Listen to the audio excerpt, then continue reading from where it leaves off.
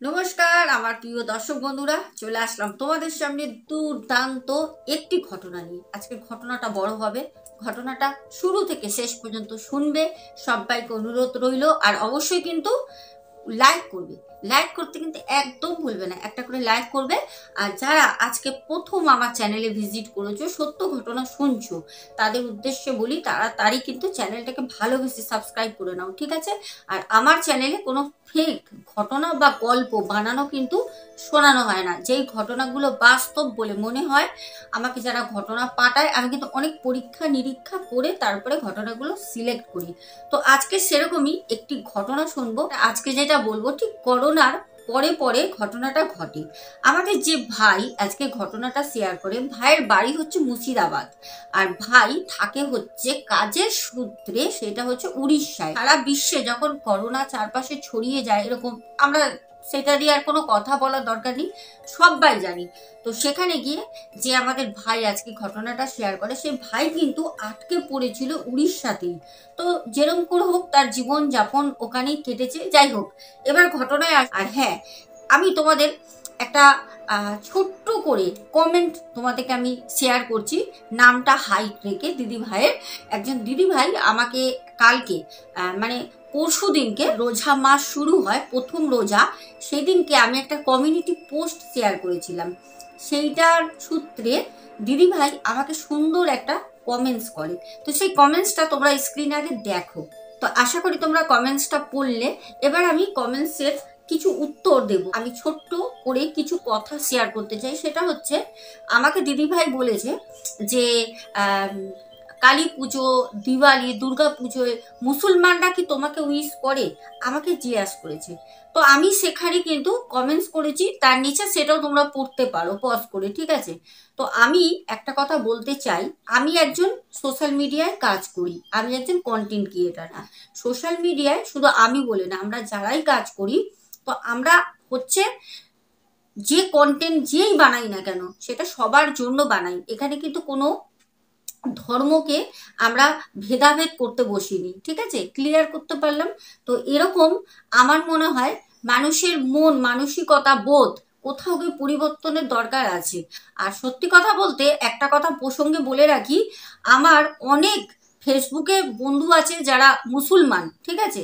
তারা কিন্তু সত্যি কথা বলতে, আমাদের যখন রাম মন্দির যখন ওপেনিং হলো, ওই সময়ও কিন্তু ফেসবুকে আমাদের শ্রীরামের ফটো সহকারে কিন্তু সে ফটো শেয়ার করেছে।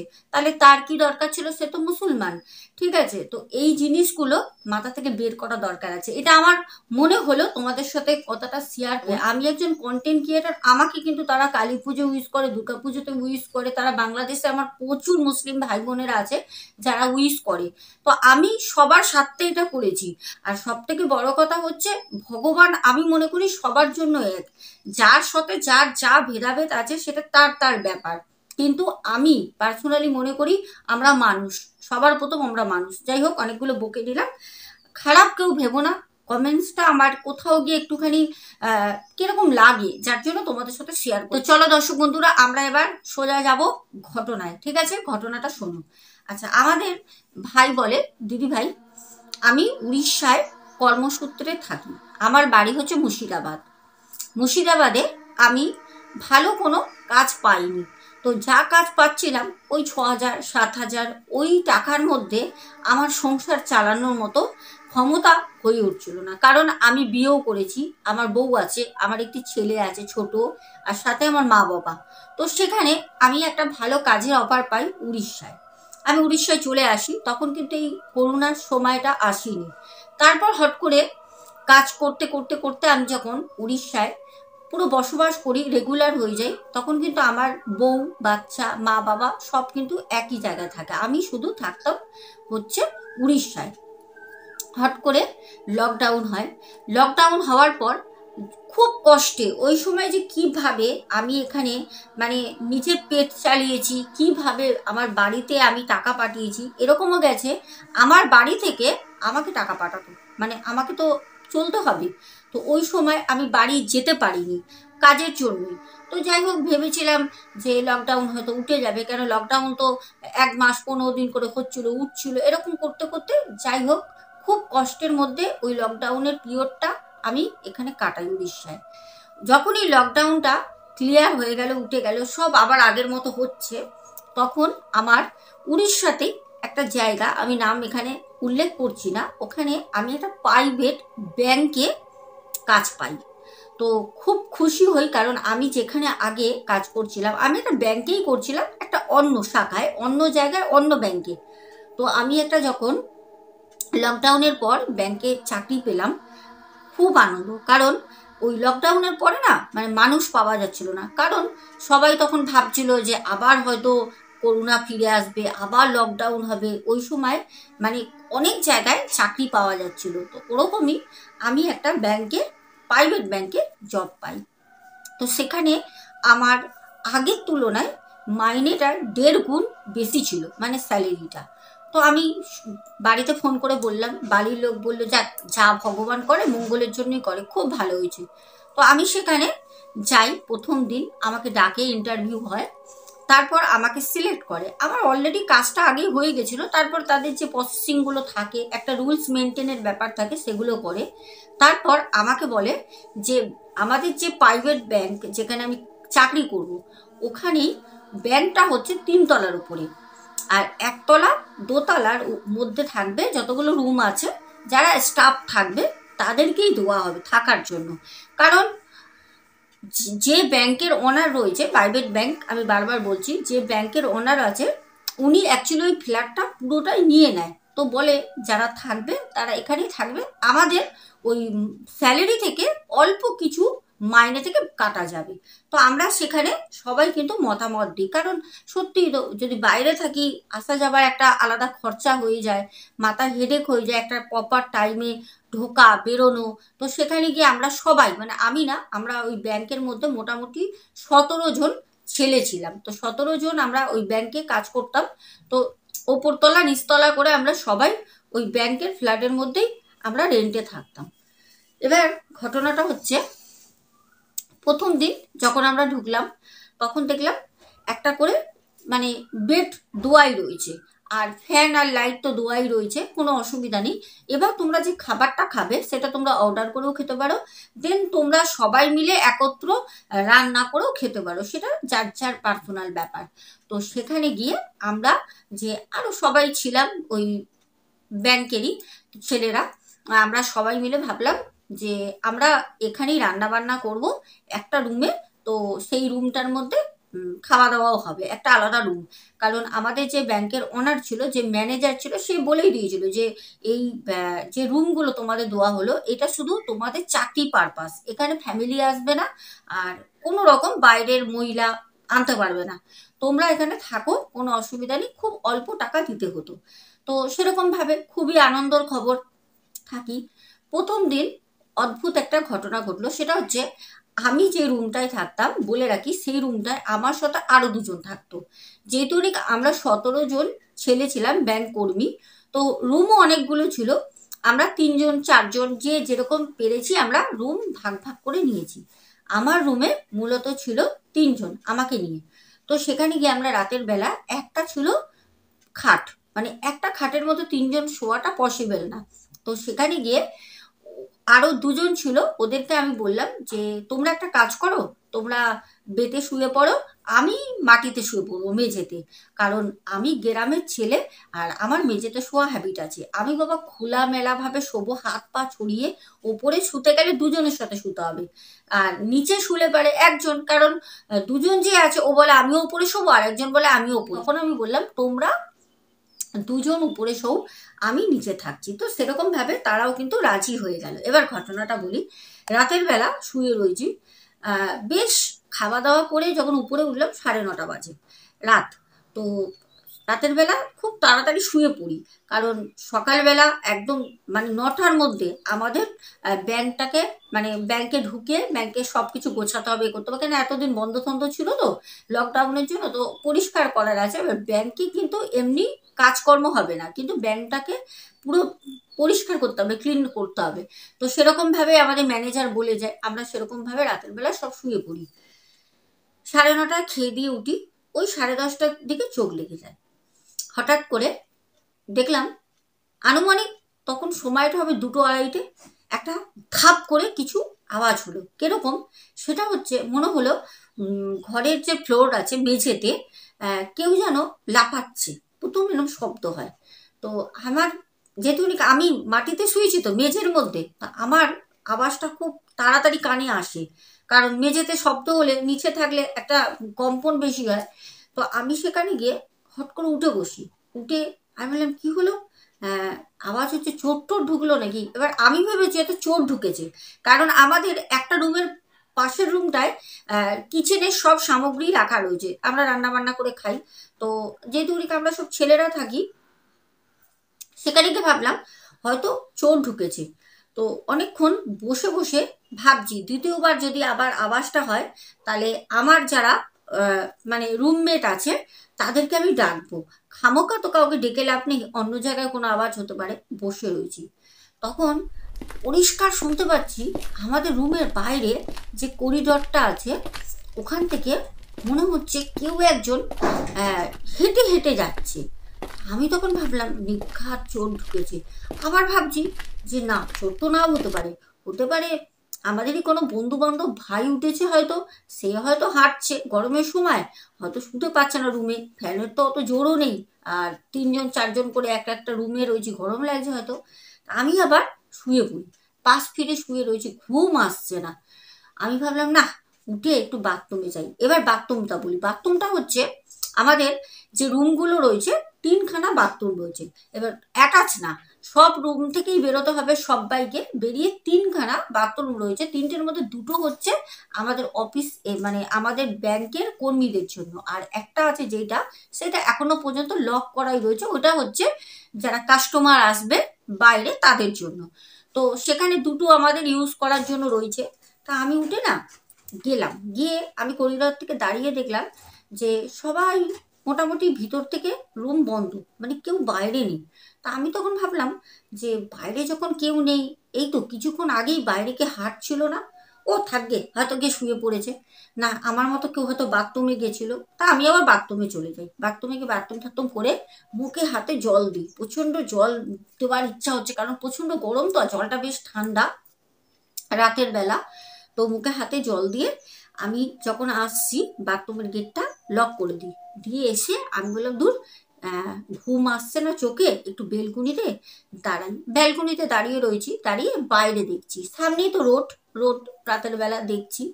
তো হট করে দেখছি অনেক দূরে রাস্তায় একজন মহিলা হাঁটছে, আমি তার পেছনটা দেখতে পাচ্ছি, মানে হেঁটে সে চলে যাচ্ছে অন্যদিকে, আমার দিকে তার পেছন। তো আমি আবার দাঁড়িয়ে দাঁড়িয়ে অনেকক্ষণ ধরে দেখার চেষ্টা করলাম, আর ভাবলাম হয়তো রাতের বেলা কেউ বাড়ি টাড়ি যাচ্ছে বা কিছু হবে, তো হাঁটতেই পারে, রাস্তা দিয়ে মানুষ হাঁটবে না। তো আমি আবার গিয়ে শুয়ে পড়ি। তখন আনুমানিক 3টে বেজে গেছে, আমি শুয়ে রয়েছি, আবার দেখছি ধূপ ধাপ করে শব্দ হচ্ছে, মানে সেই শব্দ মানে এত ভারী, আমি কি করে বলবো, মানে বিশ্বাস হবে না কেউ না শুনলে পারে, এরকম অদ্ভুত আওয়াজ। আমি বললাম কি শব্দ হচ্ছে, এবার জানি না আমার মতো কারোর এরকম ঘুম ভেঙেছে নাকি, সেও একই রকম ভাবছে কিনা, কিন্তু আমি সেটা শুনতে পাচ্ছি আর আমি ঘুমাতে পারছি না। আমার একটা কৌতূহল হচ্ছে যে আওয়াজটা কোথা দিয়ে হচ্ছে, কি আওয়াজ হচ্ছে। তারপর আমি বললাম দূর, যা হচ্ছে হচ্ছে, আমিও তো কাজ করতে এসেছি সবার মতো, ঠেকা নিয়ে বসে আছি নাকি, বলে খুব রাগ হয় শরীরে, ঘুম আসছে না, তো আমি ঘুরে শুয়ে পড়ি, ঘুমিয়ে পড়ি। সকালবেলা ঠিক মতো ঘুম হয়নি, মাথা ফাতা ব্যথা করছে। উঠলাম, উঠে আমাদের ব্যাংকের যে বিল্ডিংটা তার পাশে একটা ছোট ঘুমটি আছে, চায়ের দোকান, ওখানে গেলাম, গিয়ে চা খেলাম। তো যে কাকাটা চা বানাচ্ছে, তো সেই কাকাটাকে বললাম যে কাকা, এই রাতের বেলা এখানে কি চোর ঠোর আসে নাকি। তখন কাকা আমাদের বলছে কেন বাবু, চোর না তো, আমাদের এই এখানে চোর নেই তো। তা আমি বললাম না, রাতের বেলা এরকম শব্দ হচ্ছিল, একটা প্রকার তো আমি ভয় পেয়ে গেছি, ভাবলাম চোর ঠোর ঢুকেছে। তখন বললো না না, চোর নেই। তো যাই হোক, চলে যাই, তারপরে গিয়ে সারাদিন কাজ কর্ম খাওয়া দাওয়া সব কিছু হয়। এবার চলে যাচ্ছি পুরো রাতে, কেন ঘটনাটা অ্যাকচুয়ালি রাতেই হতো। রাতের বেলা আমি কিন্তু আগের দিনে কি কি হয়েছে না হয়েছে এই বিষয় নিয়ে কারোর সাথে কোনো আলোচনা করিনি। আমাদের যে আরো 16জন ব্যাংকের কর্মী আছে তাদের সাথে আমি আলোচনা করিনি, কি বলবো তাদের, আমি নিজেই তো জানি না। তো আবার আমি রাতের বেলা নিচে আমার মতো বিছানা টিছানা করে শুয়ে রয়েছি। এবার উপরে যারা দুজন শুয়েছে ওরা আমার সাথে শুয়ে শুয়ে গল্প করছে। বলছে আচ্ছা তুমি মুর্শিদাবাদে কোথায় থাকো? এবার বলে রাখি যে 16 জন রয়েছে, ওর মধ্যে 4-5 জন কলকাতার ছেলে আছে, আর নানা রকম জায়গার, কিছু উড়িষ্যারও ছেলে রয়েছে ওখানে। তো নানা রকম জায়গায় রয়েছে। তো আমি একমাত্র ছিলাম, আমার বাড়ি হচ্ছে মুর্শিদাবাদ। তো আমাকে ওরা জিজ্ঞাসা করছে যে তোমার বাড়িতে কে কে আছে, হ্যাঁ তুমি কতদিন আগে বিয়ে করেছো, তোমাদের বাড়ি কিরকম, তোমরা কি গ্রামে থাকো, এরকম নানা রকম কথা হচ্ছে। তো আমি কথা বলছি, বলতে বলতে দেখলাম ওরা বললো দাদা ঘুম ঘুম পাচ্ছে, তুমিও শুয়ে পড়ো। তা ওরা শুয়ে পড়ে, আমিও শুয়ে পড়ি। আবার সেই রাতের বেলা সেম ওরকম ধূপ ধূপ ধূপ ধূপ করে মেঝের মধ্যে, মানে কেউ লাফালে যেরকম শব্দ হয় ওরকম লাফাচ্ছে। আমি বলছি, আবার আমার ঘুম ভেঙে যায়। আমি বললাম কি রে বাবা, এরকম লাফানোর শব্দ হচ্ছে, কি হচ্ছে, আজকে আমি দেখবই। কারণ আমার না প্রথম দিন থেকে মাথার মধ্যে একটা কৌতূহল যে কি আওয়াজ হচ্ছে, এরকম রাতের বেলা কি আওয়াজ হচ্ছে। আর কেউ তো বলেও না যে আর কেউ কি শুনছে না, আমি কি নিচে শুই বলে শুনি, আমার মতো তো আরো ওরাও তো নিচে শোয়, ওরা তো শোনে না, মানে আমার মাথায় হাবিজাবি বুদ্ধি আসছে। আমি তখন তখন আমি ভাবলাম না, আমি বাইরে বেরোবো, আমি বাইরে বেরিয়ে আজকে দেখবো এই শব্দটা কোথা থেকে হচ্ছে, কিভাবে এই শব্দটা কোন জায়গা দিয়ে আসছে, একটা তো কোনো কিছু বিষয় আছে শব্দটা আসার, দেখি তো। তো আমি আস্তে আস্তে রুমের দরজাটা খুলে বেরিয়ে চুপ করে ব্যালকনিতে দাঁড়িয়ে আছি, কোনো শব্দ নেই। তখন আমার মাথায় আসলো, আচ্ছা আমি মেঝেতে শুই বলে হয়তো শব্দটা আসে। তা আমি আবার কি করলাম, পাগল মানে কোনো সাইকো পেশেন্ট হয়তো এরকম করে, আমি সেদিন যেগুলো করেছি, আমি আমি ওই ব্যালকনিতে দাঁড়িয়ে কানটা দিয়ে রেখেছি মেঝেতে, যে শব্দটা হচ্ছে নাকি দেখি তো, নিচে শুই বলে হয়তো আমি শুনতে পারি। তো দেখি না কোনো রকম কোনো আওয়াজ হচ্ছে না, একদম শান্ত চুপচাপ পরিবেশ, রাতের যেরকম নিস্তব্ধ থাকে ওরকমই। তো আমি দাঁড়িয়ে রয়েছি অনেকক্ষণ ধরে, তারপর শুতে যাব, তখন বললাম না আবার উঠবো, একবার বাথরুমে যাই। আবার বাথরুমে যাই, আমি গিয়ে বাথরুম টাথরুম করে মুখে হাতে জল দিয়ে, আবার প্রত্যেক দিনের মানে কাজ হয়ে গেছে মুখে হাতে জল দেওয়াটা, গরমে না থাকা যায় না, তো তো জল দিয়ে আমি এসে আবার শুয়ে পড়ি। এইবার যখনই আমি গেটটা বন্ধ করে শুয়েছি, আনুমানিক 2 থেকে 3 মিনিট হয়েছে, আমি পরিষ্কার শুনতে পাচ্ছি যে মহিলারা যদি 2-3 জন মহিলা একসাথে যদি মানে কথা বলে, যেরকম একটা শব্দ হয় না, মানে আমি ভালো মতো বুঝতে পারছি যে 2-3 জন মহিলার কণ্ঠ, তারা কথা বলছে। এবার তারা কি কথা বলছে নিজেদের মধ্যে সেইটা কিন্তু আমি শুনতে পাচ্ছি না, কিন্তু কথা বলছে। আমি তখন ভাবলাম নিশ্চয়ই কোনো অন্য কেস, আমার তখন মাথায় আসলো নিশ্চয়ই আমাদেরই কোনো ব্যাংকের কর্মী কোনো মহিলা নিয়ে এসছে, মনে হয় এটা হবে, দেখি তো পাশের রুমে। তখন আমার মাথায় একটা অন্য জিনিস খেললো। আমি আস্তে আস্তে আস্তে আস্তে উঠলাম, উঠে হট করে গেটটা খুলে বেরোই। সাথে সাথে বেরিয়ে দেখলাম যে না, কেউ নেই, কিন্তু কথাটা আসছিল ঠিক আমার যে রুম সামনে, একদম রুমের দরজার সামনে থেকে। কিন্তু গেট খুলে দেখছি যে কেউ তো নেই, মানে কেউ নেই, পুরো ফাঁকা, আগের মতো নিস্তব্ধ। আমি তখন ভাবলাম আমার সাথে হচ্ছেটা কি, কি ব্যাপার, আমি কি গেট খুলতে খুলতে কি তারা কি পালিয়ে গেল? আমি মানে মানে কি বলবো, আমার মাইন্ড না পুরো খারাপ হয়ে গেছে। তখন ভাবলাম দূর, কাজ করতে এসছি, যে যা পারে করুক গে, কেউ যদি মেয়ে ছেলে ঘরে নিয়েও আসে, সে কোনো না কোনো সময় ম্যানেজার তো জানতেই পারবে, আমাদের কি দোষ, দূর আমি শুই বলে আমি ঘরের গেটটা, মানে রুমে ঢুকে আমি রুমের গেটটা জাস্ট লক করেছি। করতে করতেই দেখছি আবার ঠিক মহিলারা যেরকম পায়ে নুপুর পরে, ওরকম নুপুর পরে মনে হলো কেউ ছুমছুম ছুমছুম করে খুব তাড়াতাড়ি ঠিক আমার রুমের দরজার বাইরে দিয়ে দৌড়ে চলে গেল। কোথায় গেল? বাথরুমের দিকে। ওইদিকে বাথরুম রয়েছে, পরপর 3টে বাথরুম, বাথরুমের দিকে চলে গেল। আমি তখন ভাবলাম নিশ্চয়ই কোনো মহিলা সত্যি সত্যি এসেছে, আর সে নিশ্চয়ই বাথরুমে গেছে। এবার আমি হাতে নাতে ধরতে পারবো, কারণ ওইদিকে তো রুম নেই, ওইদিকে 3টে বাথরুম, একটা লক করা আছে, আর 2টো বাথরুম যেটা খোলা রয়েছে আমরা ব্যবহার করি। আমিও কি করেছি, মানে রুমের দরজাটা খুলে সাথে সাথে বেরিয়ে বাথরুমের দিকে সোজা যাই। বাথরুমের দিকে যেতে দেখছি না বাথরুমের যে দরজাগুলো সেগুলো খোলাই রয়েছে। আর মহিলা যদি বাথরুমের ভিতর যায় তাহলে তো অবশ্যই ভিতর থেকে তো লক করবে। তা আমি আবার কি করলাম, যে যা হবে হবে, দেখি তো ঢুকে আমি আবার বাথরুমের মধ্যে ঢুকে দেখলাম না, বাথরুমে তো কোনো রকম কেউই নেই, বাথরুমের মতো রয়েছে। আমি বললাম দূর কি হচ্ছে ভাই। তারপর যখন আমি বাথরুম থেকে ফিরে রুমের দিকে আসছি, তখন আমার মনে মনে আমি ভাবছি, আচ্ছা কোনো ভূত পেতের ব্যাপার না তো, এইখানে ভূত টুত কিছু নেই তো, কোনো পেত আত্মা যে সেই এরকম করছে। বাবা তখন না আমার প্রচন্ড ওই ভূত পেতের কথা ভেবে সারা শরীর না কাটা দিয়ে দেয়। আমি সাথে সাথে আমার রুমের দরজা খুলে ঢুকে যাই, গিয়ে আমি শুয়ে পড়ি। আমি বললাম যা আওয়াজ হোক। তারপরে অনেক রকম ওরকম ধূপ ধূপ করে ফিস ফিস করে দু তিনজন মহিলারা কথা বলার শব্দ, হাঁটার শব্দ আমি শুনছি অনবরত। প্রায় 1 ঘন্টার উপর আমি জেগেছিলাম, কিন্তু আমি আর উঠিনি। আমি বললাম না, সকালবেলা এই বিষয় নিয়ে একটু কথা বলতে হবে। ভোর হয়েছে, সকালবেলা আমি চা খাই, নিচে গিয়ে ওই কাকার দোকানে চা খেয়ে আসি। তো দেখলাম সবাই একে একে উঠে ব্রাশ ট্রাশ করছে। তা আমি তখন বললাম যে এই তোমাদের সাথে না আমার একটা কথা আছে। তখন বললে হ্যাঁ বলো। তো আমি বললাম না পরে বলবো। তো আমরা যখন একদম প্রপার টাইম, সেদিন থেকে আমাদের ব্যাংক পুরো ওপেন হয়ে গেছে, প্রপার টাইম 9টার সময় আমরা ব্যাংকে চলে যাই। কেন আমরা ব্যাংকের মধ্যেই যেটুকুনি থাকি, তো ব্যাংকে আমরা গিয়ে সব কিছু নিজেরা গুছিয়ে টুচিয়ে নিই।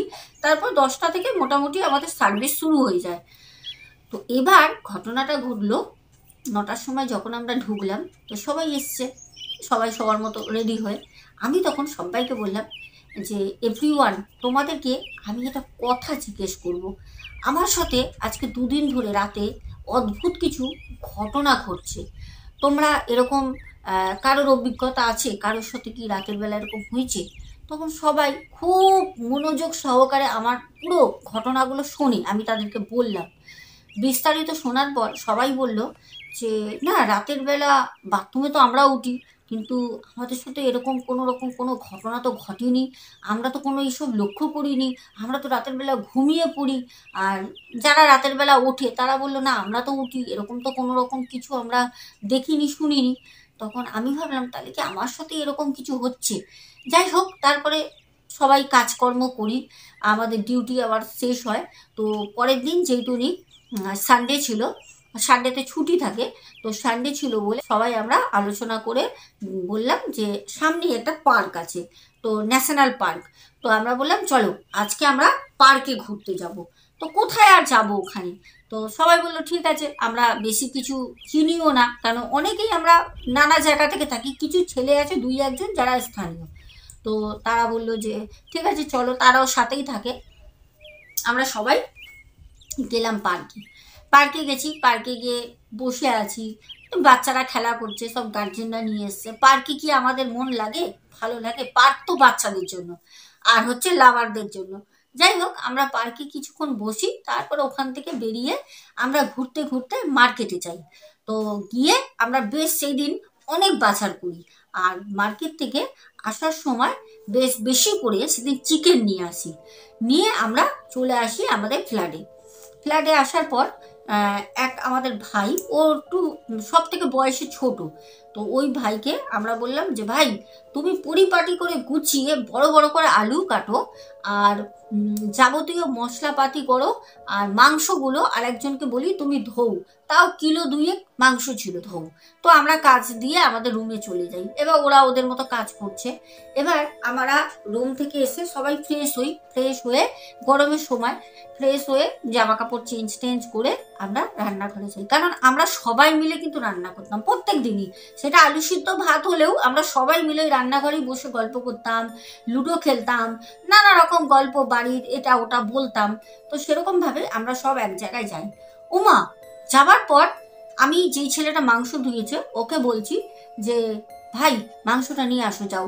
আমাদের আলু ভাজা হয়ে গেছে, মাংস কষা, মশলা কষা হয়ে গেছে, এবার মাংসটা ঢালবো, ঢেলে কষে জল দেব।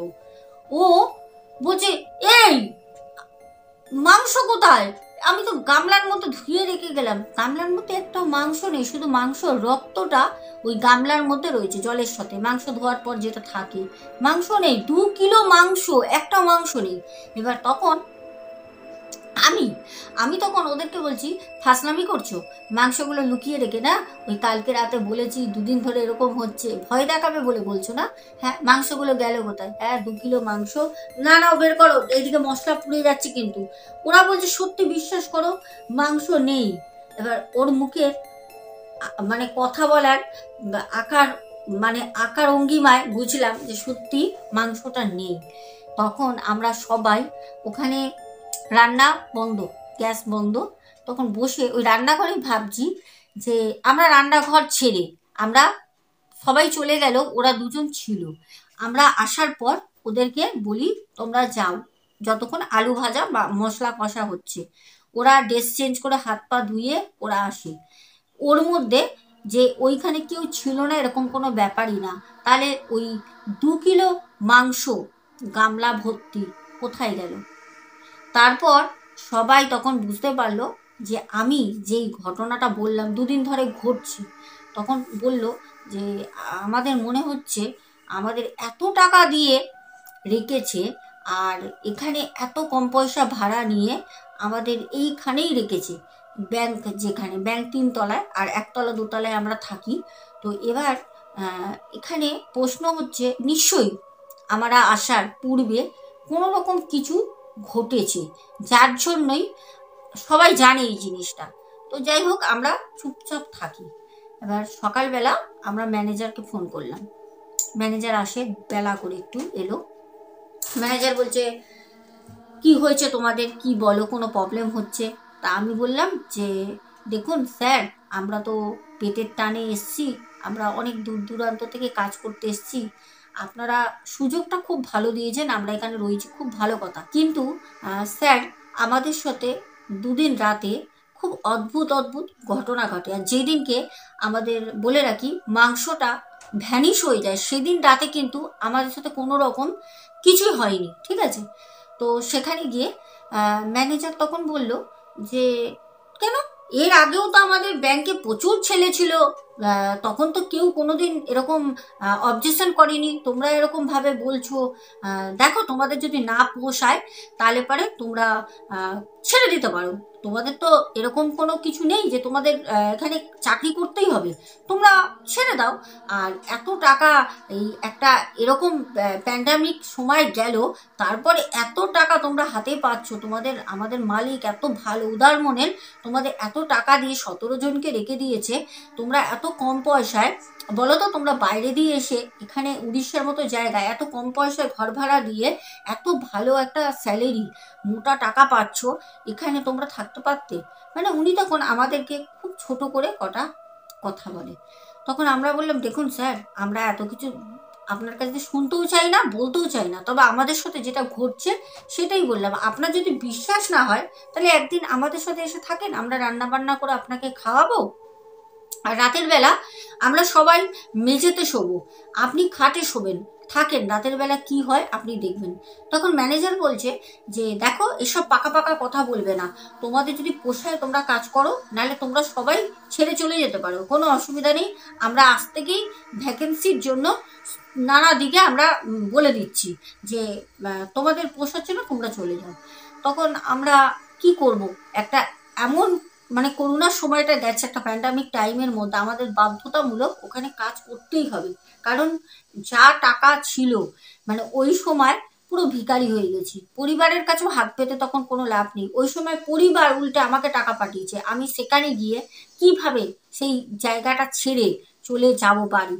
তো সেটা তো কখনো হয় না। আর আমার মতো যারা সবাই ওখানে 16 জন ছেলে ছিল, একই অবস্থা সবারই, পরিবারের অবস্থা ভালো না। আর ওই সময় সবার হাত পুরো নিঃস্ব হয়ে গেছে, অনেক কিছু ক্ষতি হয়ে গেছে মানুষের।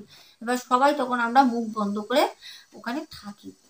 প্রত্যেক দিন রাতে ওরকম আওয়াজ, ওরকম শব্দ, যত দিন চলতে থাকলো, আস্তে আস্তে আস্তে আস্তে কান্নার শব্দ, মানে সেই কি বলবো, একটা বেদনাদায়ক কান্নার শব্দ আমরা শুনতে শুরু করলাম প্রায় 15-20 দিন পর থেকে।